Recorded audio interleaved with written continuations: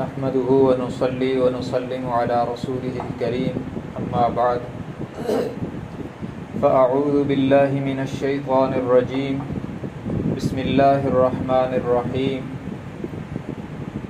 إنما يخشى الله من عباده العلماء إن الله عزيز غفور فقال الله تبارك وتعالى في كلام المقدس على مقام آخر والسابقون الأولون من المهاجرين والأنصار والذين اتبعوهم بإحسان رضي الله عنهم ورضوا عنه وأعد لهم جنات تجري تحتها الأنهار خالدين فيها أبدا ذلك هو الفوز العظيم وقال الله تبارك وتعالى في مقام آخر إنما يريد الله ليذهب عنكم الرجس أهل البيت ويطهركم تطهيرا وقال النبي صلى الله تبارك وتعالى عليه وسلم أصحابي كالنجوم فبأيهم اقتديتم اهتديتم وقال النبي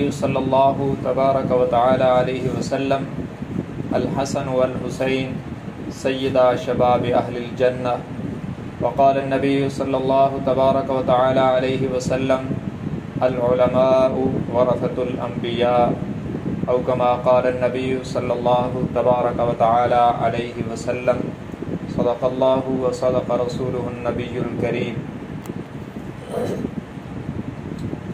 محترمات، معلمات اور عزیزات طالبات، آج 24 جولائی 2023 بمطابق 5 محرم الحرام سن 1445 ہجری ہم جامعہ ام حبیبہ للبنات بن حافظ جی میں دعوت و تبلیغ کی نسبت سے جمع ہیں۔ نئے اسلامی سال سن 1445 ہجری کا 5واں دن ہے۔ آج سے 10 سال پہلے سن 1435 ہجری ماہ محرم کی 4 تاریخ حضرت الاستاذی محقق اہل سنت حضرت مولانا مہر محمد رحمۃ اللہ علیہ کی وفات ہوئی اور 5 محرم کو وہ اپنی لحد میں آرام فرما ہوئے۔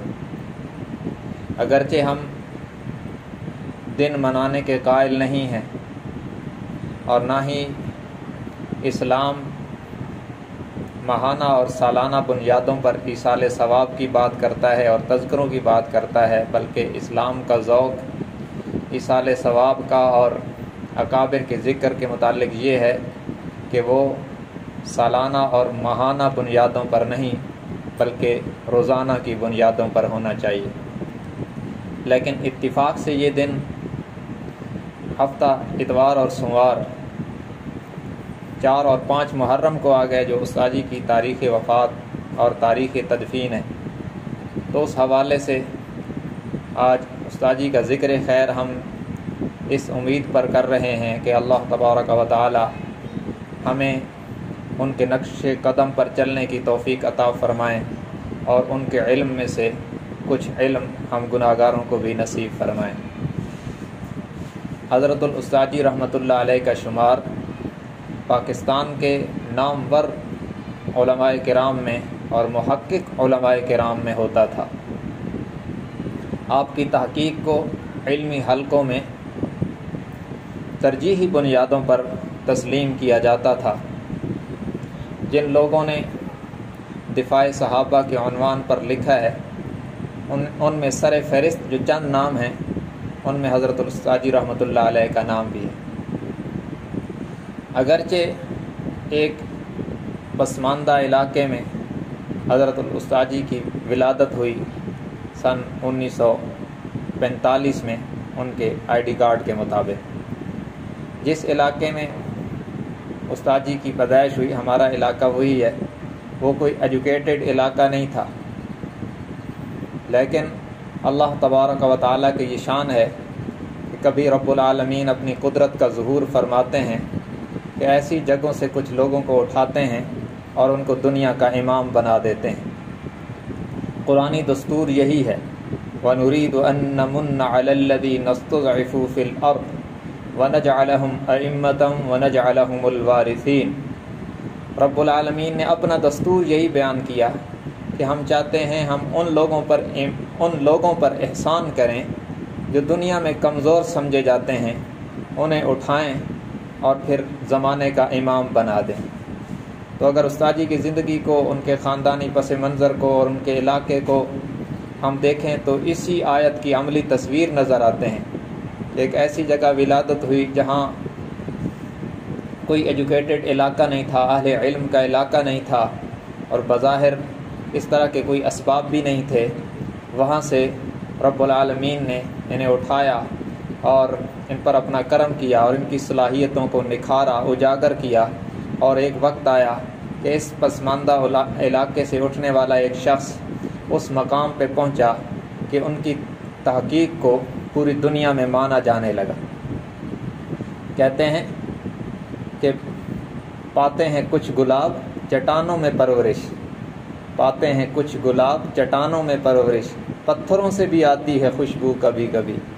کبھی اللہ رب العزت جب چاہتے ہیں تو پتھریلے علاقوں سے ان لوگوں کو اٹھا کر پھر ان کی خوشبو سے پوری دنیا کو معطر کر دیتے ہیں۔ آج استاد جی کی تصنیفات سے اور آپ کے شاگردوں سے پوری دنیا میں جو اسلام کی روشنی پھیل رہی ہے، یہ ان کی خوشبو ہے جو پوری دنیا میں مہک رہی ہے۔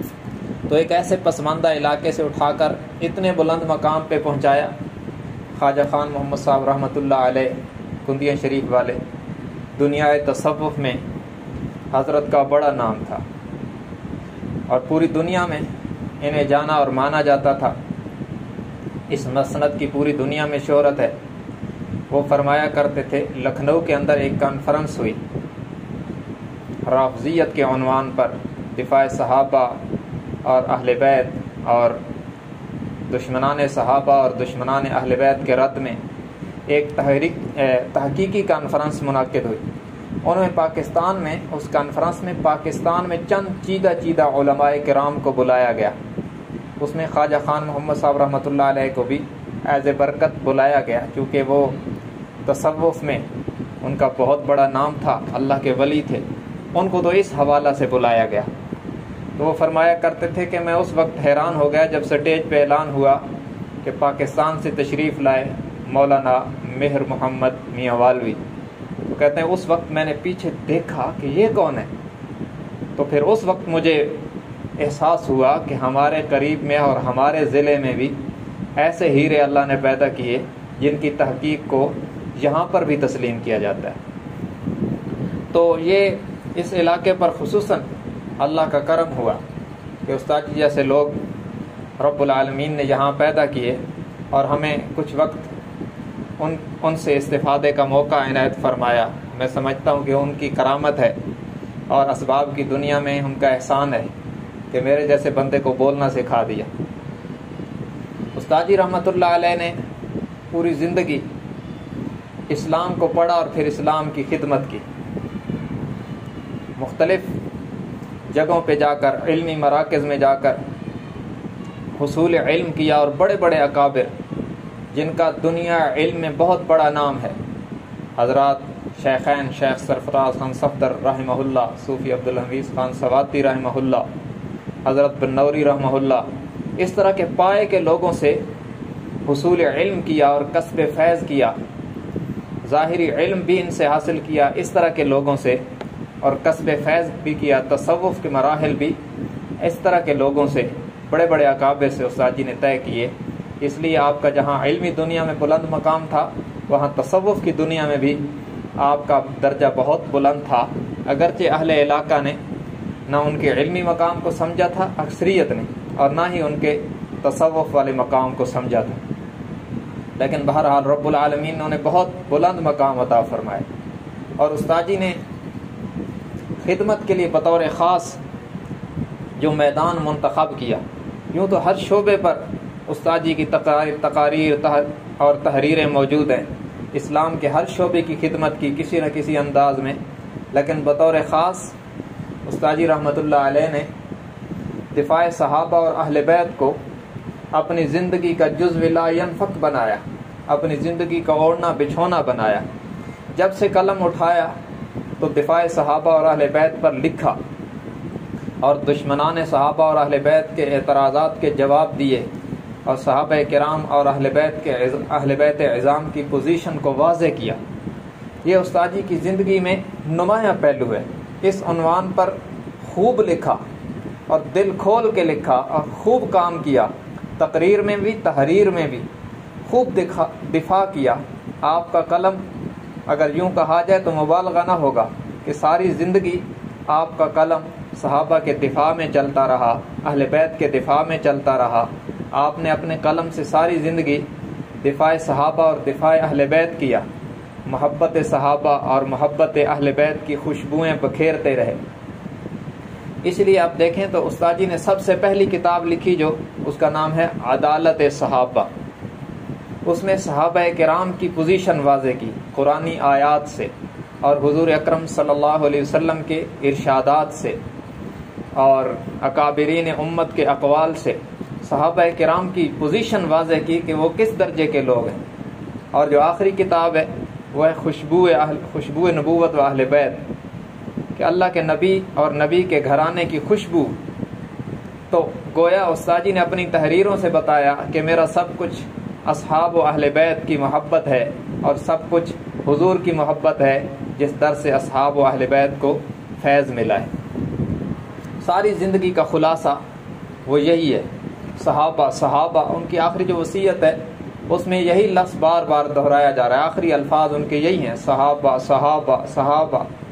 اس میں وہ استاد جی کے رگ و ریشہ میں یہ چیز اتری ہوئی، دفاع صحابہ اور اہل بیت۔ اور کیوں نہ ایسا ہو، صحابہ کرام ہی وہ شخصیات ہیں جن کو رب العالمین نے منتخب فرمایا، انتخاب خدا ہیں۔ اس کا دفاع کیوں ضروری ہے اس جماعت کا؟ کہ وہ جماعت انتخاب خدا ہے، اللہ نے انہیں چنا ہے۔ جس طرح قرآن کتاب خدا ہے، اسی طرح صحابہ کرام انتخاب خدا ہے۔ کتاب خدا پر تنقید بھی غلط ہے اور انتخاب خدا پر تنقید بھی غلط ہے۔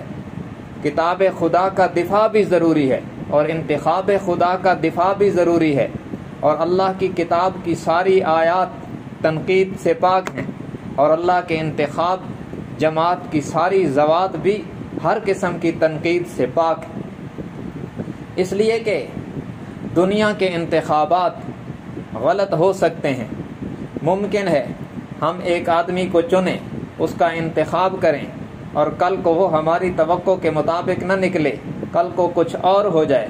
ہمارا انتخاب غلط ہو سکتا ہے اس لیے کہ ہم ظاہر کو جانتے ہیں، باطن کو نہیں جانتے۔ جو کچھ سامنے ہے اس کا پتہ ہے، جو غائب ہے اس کا پتہ نہیں۔ لیکن جو رب کا انتخاب ہے، جو اللہ کا انتخاب ہے، وہ غلط نہیں ہوتا، اس لیے کہ اللہ ظاہر کو بھی جانتا ہے، باطن کو بھی جانتا ہے۔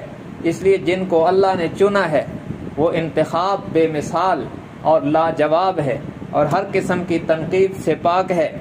دنیا والوں کے انتخاب جو غلط بھی ہو سکتے ہیں، ان پر تنقید دنیا والوں کو گوارا نہیں ہوتی، تو اللہ کا انتخاب جو غلطی سے پاک انتخاب ہے اس پر تنقید اللہ کو بھی گوارا نہیں ہوتی۔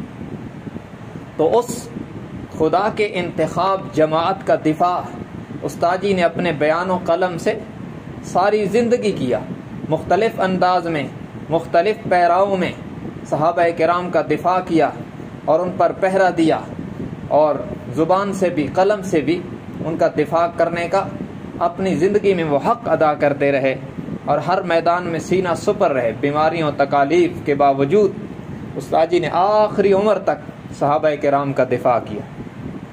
ایمانی دستاویز جو لکھی بڑی محنت سے، اور آخری ایام میں بیماری کے باوجود استاد جی نے دشمنان صحابہ کو مدلل جواب دیا، ایسا جواب دیا کہ انشاءاللہ رہتی دنیا تک ان پر یہ قرض رہے گا۔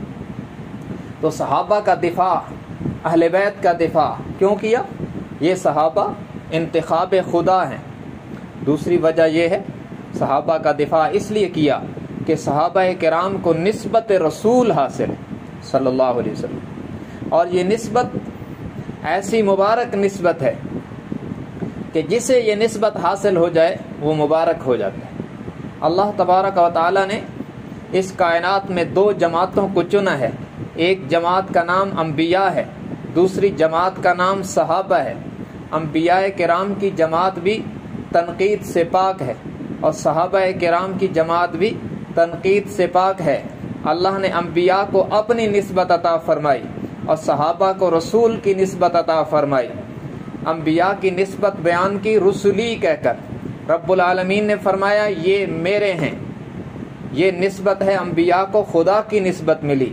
اور حضور اکرم صلی اللہ علیہ وسلم نے صحابہ کی نسبت بیان کی اصحابی کہہ کر کہ یہ میرے ہیں۔ تو جنہیں رب کہتا ہے یہ میرے ہیں وہ بھی تنقید سے پاک ہیں، اور جنہیں رسول اللہ صلی اللہ علیہ وسلم نے فرمایا یہ میرے ہیں وہ بھی تنقید سے پاک ہیں۔ اور یہ نسبت کتنی مبارک ہے۔ ہم عقیدت کی سرزمین کے لوگ ہیں، ہمیں عقیدتوں کا اچھی طرح پتہ ہے، ہم نسبتوں کا احترام کرتے ہیں۔ مدینہ منورہ سے حجاج کرام رومال لاتے ہیں، ہم اس کا احترام کرتے ہیں۔ کوئی کہنے والا کہتا ہے کہ یہ تو پاکستان میں بنا ہے، یہ تو چائنا میں بنا ہے، فلاں ملک میں بنا ہے۔ ہم کہتے ہیں جہاں بھی بنا ہے ہوا تو مدینہ منورہ کی لگی ہے کہ نہیں، اس لیے قابل احترام ہے۔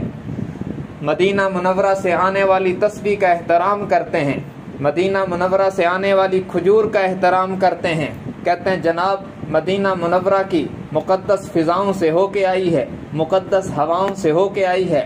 ارے جب ہم مدینہ منورہ کی ہواؤں سے گزر کے آنے والی چیزوں کا احترام کرتے ہیں تو ان کا احترام کیوں نہیں کرتے جنہیں یہ شرف ملا کہ وہ آج بھی رسول کے ساتھ ہیں؟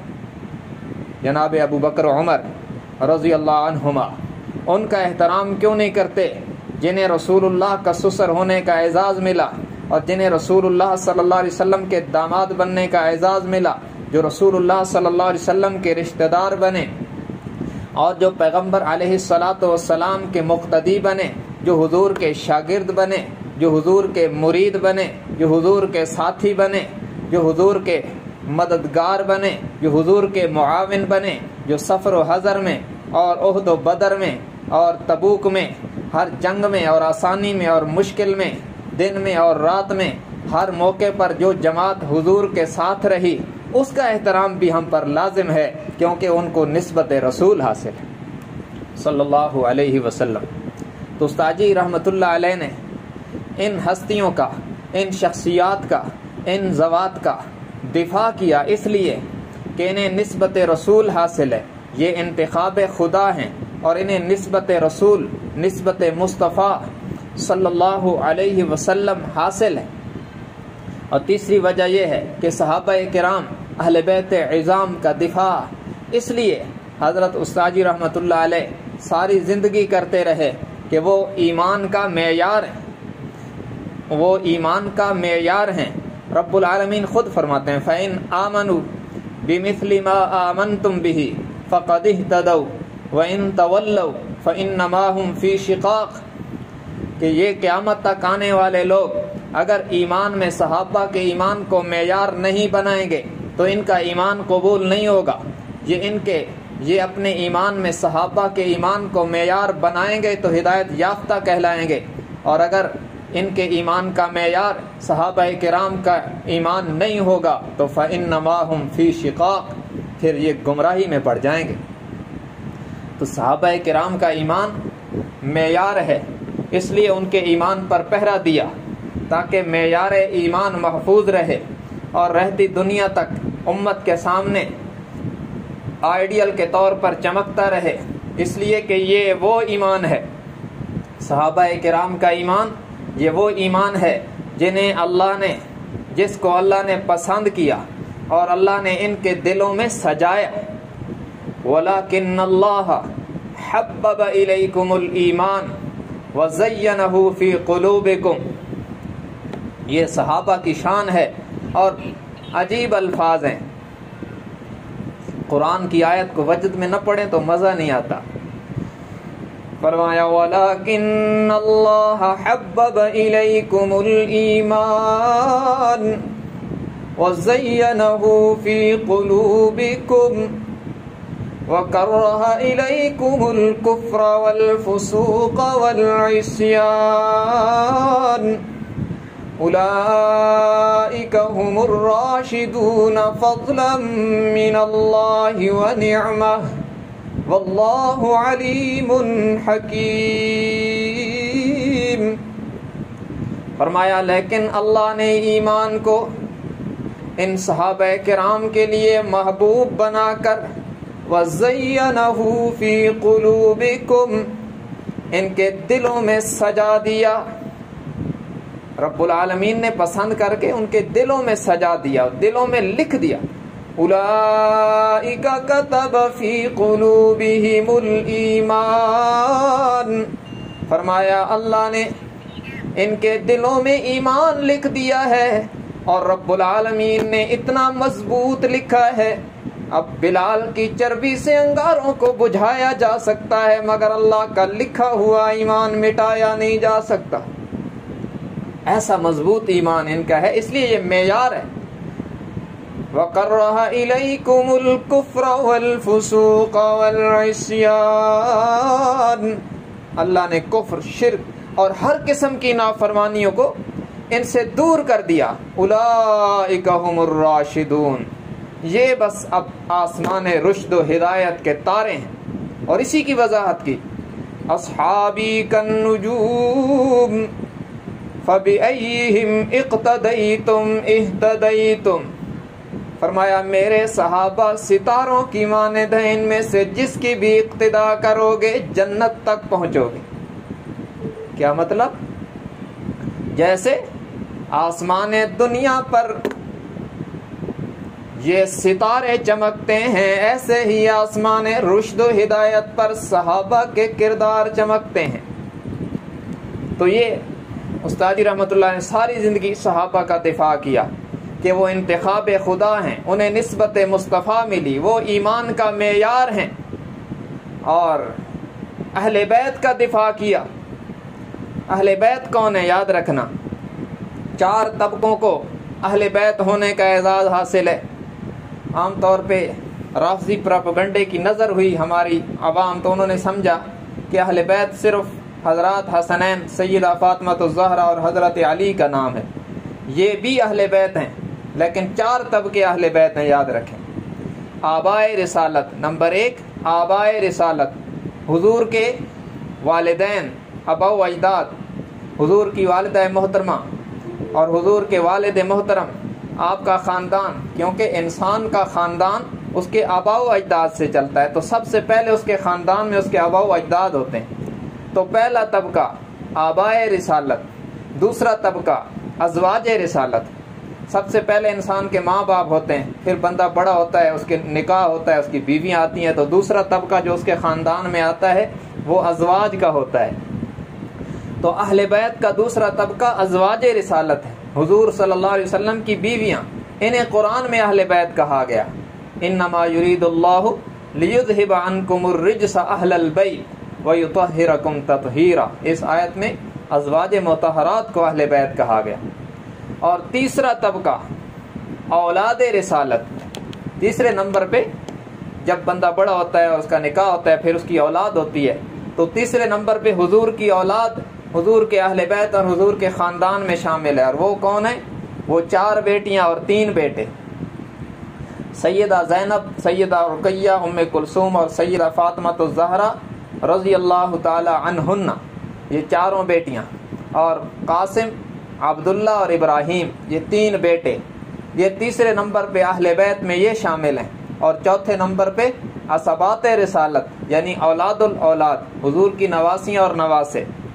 تو آپ کے کل جو نواسے ہیں ان کی تعداد 5 ہے، اور آپ کی کل نواسیاں جو ہیں ان کی تعداد 4 ہے۔ اس کی تفصیل یہ ہے کہ آپ کے بڑی بیٹی سیدہ زینب رضی اللہ تعالی عنہا، ان سے ایک بیٹا پیدا ہوا جس کا نام علی تھا، اور ایک بیٹی پیدا ہوئی جس کا نام امامہ تھا، دونوں بڑے ہوئے۔ اور جو دوسری بیٹی ہے سیدہ رقیہ رضی اللہ عنہا، سیدہ زینب کا نکاح ابو العاص بن ربیع سے ہوا، اور سیدہ رقیہ کا نکاح حضرت عثمان سے ہوا۔ ان سے ایک بیٹا پیدا ہوا عبداللہ، جو کہ بچپن میں وفات پا گیا، تو نواسوں کی کل تعداد اس میں دوسرے نمبر پر یہ جو بیٹا ہے عبداللہ، یہ بچپن میں وفات پا گیا، دوسرا نواس ہے۔ اور تیسری جو بیٹی ہے سیدہ ام کلثوم، ان کا نکاح بھی سیدہ رقیہ کی وفات کے بعد حضرت عثمان سے ہوا، لیکن ان سے اولاد نہیں ہوئی۔ اور چوتھی بیٹی سیدہ فاطمہ الزہرا رضی اللہ عنہا، ان کا نکاح حضرت علی المرتضی رضی اللہ تعالی عنہ سے ہوا، اور ان سے جو اولاد ہوئی اس کی تفصیل یہ ہے، ان سے 3 بیٹیاں ہوئیں۔ ان تینوں کا نام سیدہ فاطمہ نے اپنی تینوں بڑی بہنوں کے نام پہ رکھا، کیونکہ وہ سب وفات پا چکی تھیں۔ ان میں ایک بیٹی کا نام زینب ہے جو کربلا میں حضرت حسین کے ساتھ تھی، ایک بیٹی کا نام ام کلثوم ہے جس کا حضرت عمر سے نکاح ہوا، اور ایک بیٹی کا نام رقیہ بھی ہے جو کہ بچپن میں وفات پا گئی تھی، اس لیے زیادہ تر کتابوں میں اس کا نام نہیں ہوتا۔ اور 3 بیٹے ہوئے، سیدنا حسن، سیدنا حسین اور سیدنا محسن۔ محسن کا بچپن میں انتقال ہو گیا، اس لیے ان کا بھی زیادہ تر کتابوں میں ذکر نہیں۔ تو زیادہ تر کتابوں میں اولاد علی میں 4 لوگوں کا ذکر ہوتا ہے، زینب، ام کلثوم اور حسن و حسین رضی اللہ عنہما، لیکن وہ 6 اولادیں ہوئیں۔ تو یہ سب اہل بیت میں شامل ہیں، ان تمام طبقات کو اہل بیت کہا جاتا ہے۔ یہ رسول اللہ صلی اللہ علیہ وسلم کا خاندان ہے، اور ان میں سے کچھ کو قرآن نے اہل بیت کہا، کچھ عرفاً اہل بیت ہیں کہ انسان کا خاندان اس کے آباء و اجداد کے بغیر تو شروع ہی نہیں ہوتا، اور ازواج کو قرآن نے اہل بیت کہا، اور بنات کو، سیدہ فاطمہ کو، حسن و حسین اور جناب علی المرتضیٰ کو حضور علیہ السلام نے خود اہل بیت میں شامل کیا۔ ان پر چادر ڈال کے فرمایا اللہم ہؤلاء اہل بیتی فطہرہن۔ جب یہ آیت نازل ہوئی نا کہ ہم نے اہل بیت کو پاک کر دیا، تو حضور علیہ السلام نے ان پہ چادر ڈال کے فرمایا یا اللہ یہ بھی میرے اہل بیت ہیں، انہیں بھی پاک کر دے۔ اس پر سیدہ ام سلمہ رضی اللہ عنہا جو حضور کی بیوی ہیں، انہوں نے کہا کہ میں بھی اس چادر میں آ جاؤں۔ آپ نے فرمایا تو وہی رہے، اس لیے کہ تو پہلے سے خیر پر ہے، یعنی تو پہلے سے اہل بیت میں شامل ہے، اللہ نے تجھے تو اہل بیت میں پہلے سے شامل کر رکھا ہے۔ تو یہ 4 طبقے اہل بیت کے ہیں۔ ان کا دفاع کیا استاد جی نے، صحابہ کا دفاع کیا، میں نے بتا دیا صحابہ کا دفاع کیوں کیا، وہ انتخاب خدا ہیں، انہیں نسبت رسول حاصل ہے، ان کا ایمان معیار ہے ہمارے ایمان کا، وہ گواہ ہیں اسلام کے، وہ گواہ ہیں قرآن کے، وہ گواہ ہیں سنت کے۔ اور اہل بیت کا دفاع بھی کیا اس لیے کہ انہیں بھی نسبت رسول حاصل ہے، وہ حضور کے رشتہ دار ہیں، انہیں حضور صلی اللہ علیہ وسلم کے ساتھ شب و روز رہنے کا موقع ملا، انہیں نسبت رسول حاصل ہے، ان پر خدا کے خصوصی انعامات ہیں، اور ان کی محبت ہماری نجات کا ذریعہ ہے، ان کی محبت ہماری نجات کا ذریعہ ہے۔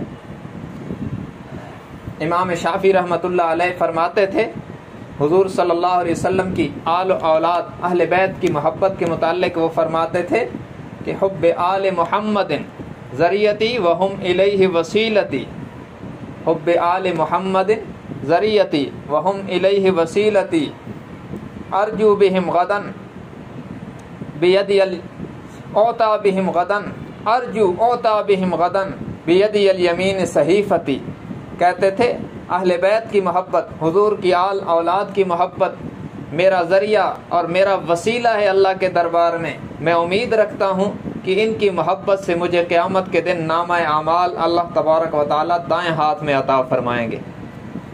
تو ہمیں استاد جی کا جو مشن ہے اس کو زندہ رکھنا ہے، اور اس کا سبق یہ ہے، استاد جی کا اہم ترین، اس مشن کا اہم ترین جو جز تھا وہ محبت اصحاب اور اہل بیت، دفاع صحابہ اور اہل بیت، اور اسی کی تکمیل کے لیے اور اس کو انسانیت کے 2 اہم ترین طبقوں میں زندہ رکھنے کے لیے استاد جی نے 2 ادارے قائم کیے۔ یہاں رجال میں اپنا مشن منتقل کرنے کے لیے جامعہ قرآن و سنت قائم کیا، جہاں لڑکوں کا ادارہ بنایا کہ یہاں بچے آئیں، وہ پڑھیں قرآن و سنت، قرآن و حدیث پڑھیں، اور اس طرح اس ادارے کے ذریعے سے ان کا مشن آگے جاری و ساری رہے۔ اور بنات میں اور خواتین میں اپنا پیغام پہنچانے کے لیے اور اپنا مشن ان تک پہنچانے کے لیے جامعہ ام حبیبہ للبنات قائم کیا۔ تاکہ دونوں جنسوں میں، مردوں میں بھی خواتین میں بھی ہمارا مشن زندہ رہے، تو اس کے لیے استاد جی نے بڑی مضبوط کوشش فرمائی، اور ایسی کوشش فرمائی جیسے ان کی تصانیف ان کی وفات کے بعد، ان کے لحد میں آرام فرما ہو جانے کے بعد بھی استاد جی کا پیغام بول رہا ہے ان کی کتابوں میں، تو انشاءاللہ ان کی وفات کے بعد اور رہتی دنیا تک ان کا پیغام بولتا رہے گا ان کے اداروں میں۔ انہوں نے جامعہ قرآن و سنت قائم کیا ان حالات میں جب یہاں کوئی خاص ادارہ نہیں تھا۔ اب تو بہت سارے ادارے گرد و نواح میں بن گئے، اس وقت یہاں قریب کوئی دینی ادارہ نہیں تھا۔ ان حالات میں مخالفتوں اور حوصلہ شکنیوں کے دور میں جہاں اس وقت استاد جی نے جامعہ قرآن و سنت یہاں قائم کیا، جبکہ علاقے والے لوگ انتہائی ناقدری اور انتہائی ناروا سلوک کرتے تھے اکثریت یہاں کی، کیونکہ ہم اس وقت، میں پہلا طالب علم ہوں اس ادارے کا اور پہلا حافظ ہوں، ہمیں تو اچھی طرح حالات پتہ ہیں کہ کن حالات میں کس طرح صبر اور استقامت کے ساتھ استاد جی نے یہاں ادارہ قائم کیا اور دن بدن اس کو ترقی کی طرف لے گئے۔ لیکن وہ مشن سے ان کو اتنی محبت تھی، اس کی ایک مثال خود میرے حالات میں آئی ہے۔ مجھے استاد جی یہاں سے استاد جی کے پاس میں نے حفظ کیا تھا، تو والد صاحب رحمۃ اللہ علیہ چونکہ ان پڑھ تھے، ان کو مسلک موقف کا پتہ نہیں تھا، ان کو کچھ لوگوں نے بدعقیدہ لوگوں نے ترغیب دی اور مجھے ایک بدعقیدہ ادارے میں داخل کروا رہے تھے۔ استاد جی کو انہوں نے بتایا، استاد جی نے کہا اگر تو نے حافظ کو، مجھے حافظ کہتے تھے، اگر تو نے حافظ کو یہاں سے اٹھا کر وہاں داخل کروایا تو میں قیامت تک راضی نہیں ہوں گا۔ تو میرے والد صاحب رحمۃ اللہ علیہ چونکہ احترام کرتے تھے استاد جی کا، تو انہوں نے پھر وہ ارادہ ملتوی کیا، اور استاد جی کے اس موقف پر مضبوطی کی برکت سے میں گمراہ ہونے سے بچ گیا۔ تو اس طرح ان کے چونکہ مشن کی محبت کوٹ کے بھری ہوئی تھی اور اس کا اظہار ہوتا تھا، تو استاد جی کے ادارے نے بنین میں الحمدللہ کافی خدمات سر انجام دی۔ تو پھر چونکہ یہاں پر بنات کا بھی کوئی ادارہ نہیں تھا قریب میں اس وقت، تو استاد جی کو پھر ادھر توجہ ہوئی کہ بنات میں بھی یہ کام ہونا چاہیے اور ہمارا جو مشن ہے اس کو اس جنس میں بھی منتقل ہونا چاہیے۔ تو اس ذوق کی تسکین کے لیے استاد جی نے یہ جامعہ ام حبیبہ للبنات قائم کیا، اور کسی کے اپنے مشن پر مخلص ہونے کے لیے یہ دیکھا جاتا ہے کہ اس نے اپنے بچوں کو کہاں لگایا۔ عام طور پہ یہ ہوتا ہے کہ کوئی بہت بڑا عالم ہوتا ہے اور اس کے بچے جو ہے نا، کوئی پروفیسر ہے، کوئی ٹیچر ہے، کوئی کیا ہے، وہ عالم کوئی نہیں ہوتا، تو لوگ کہتے ہیں جی اس کو اپنے مشن پر خود تسکین نہیں تھی، خود اطمینان نہیں تھا۔ لیکن استاد جی نے جہاں پر دوسروں کی بچیوں اور بچوں کے لیے جس مشن کو پسند کیا، اپنے بچیوں کے لیے بھی اسی مشن کو پسند کیا اور اپنے بچیوں کو بھی اسی مشن پہ لگایا، علماء اور عالمات بنا کے گئے اور اپنے لیے بہت بڑا صدقہ جاریہ چھوڑ کے گئے۔ ہم لوگ سب ان کی جو جسمانی اولاد ہے ان کو بھی مشن سکھایا، بتایا، اور جو ہم ان کی روحانی اولاد ہیں ہمیں بھی وہ مشن بتایا، سکھایا اور مشن کو منتقل کر کے گئے۔ تو ہمیں چاہیے کہ امانت کے طور پر ان کے مشن کی اشاعت کریں، ان کے موقف کو آگے پھیلائیں اور ادارے کی خدمت کریں ہر طرح سے۔ ادارے کی خدمت کئی طرح سے ہوتی ہے، جس کا جو مقام ہے وہ اس طرح ادارے کی خدمت کر سکے۔ کوئی طالب علم ہے، کوئی طالبہ ہے، تو وہ محنت کر کے ان کے مشن موقف کو سیکھ کر اور اپنے وقت کو ضائع نہ کر کے وہ ان کے موقف کی خدمت کر سکتی ہے۔ بہرحال میں یہ عرض کر رہا ہوں، استاد جی کے مشن کا اہم ترین عنوان محبت صحابہ اور اہل بیت، اور ان شخصیات کا دفاع کرنا، ان کی پوزیشن کو واضح کرنا اور ان کی محبت کو لوگوں کے دلوں میں بٹھانا۔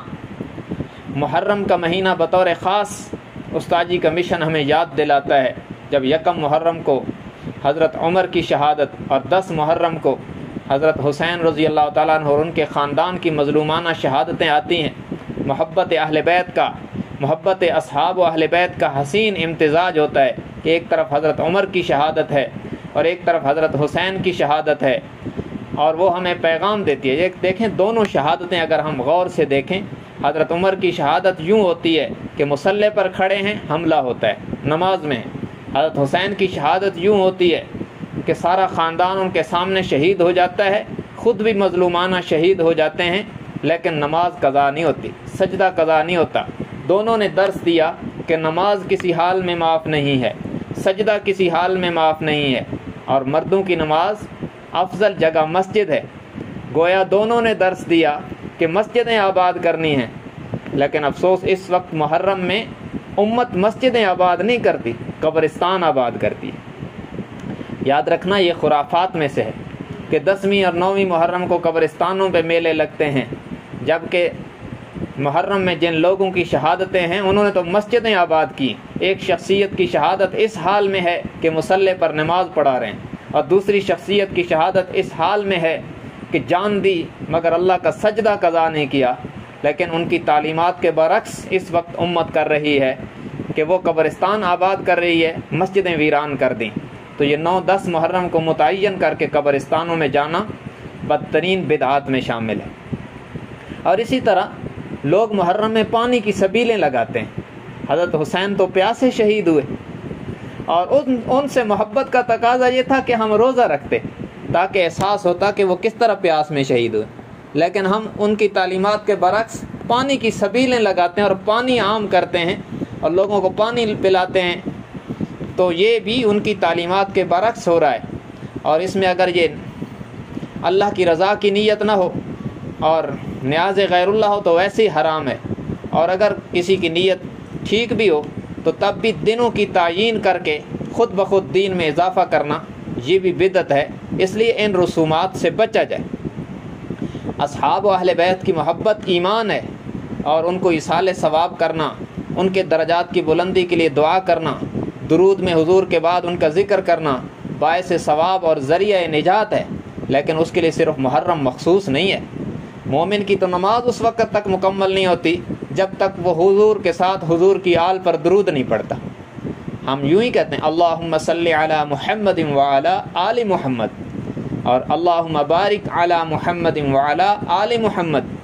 تو ہم تو ہر نماز میں آل محمد پہ درود پڑھتے ہیں حضور کے ساتھ، اور صحابہ کا ذکر کرتے ہیں۔ صرف یہ تاریخوں کے ساتھ خاص تو نہیں کہ یہ محرم کے 10 دن کرنا ہے، یہ ہمیں رواجی بنا دیا گیا۔ تو ہم رواجی نہیں ہیں، ہمیں استاد جی نے سبق پڑھایا کہ ہم سنی ہیں، سنی سنت سے ہوتا ہے، اور سنت سدا بہار ہوتی ہے۔ یاد رکھنا سنت کوئی ایک آدھ دن نہیں ہوتی، سنت مہد سے لحد تک ساری زندگی کرنے کا نام ہے۔ حضور کا طریقہ ہمارے لیے مہد سے لحد تک ضروری ہے، ولادت سے لے کر موت تک ضروری ہے۔ تو یہ پیغام ہمیں استاد جی رحمۃ اللہ علیہ نے دیا۔ تو اتفاق سے آج کے اس دن 5 محرم استاد جی کی تدفین کا دن ہے، اور کل 4 محرم استاد جی کی وفات کا دن تھا۔ اتفاق سے یہ تاریخیں ان ہمارے اس بیان کے دنوں میں آئی ہیں، تو ہم نے استاد جی کا تذکرہ کیا اس لیے کہ ہمارے لیے بھی یہ برکت کا ذریعہ ہے۔ تو اب تمام بچیاں ایک دفعہ سورہ فاتحہ پڑھ لیں اور 3 دفعہ سورہ اخلاص پڑھ کے ہم استاد جی کو ایصال ثواب کرتے ہیں۔ ہماری طرف سے استاد جی کی خدمت میں اللہ تبارک و تعالیٰ اس کو ہدیے کے طور پر پیش فرمائے اور قبول فرمائے۔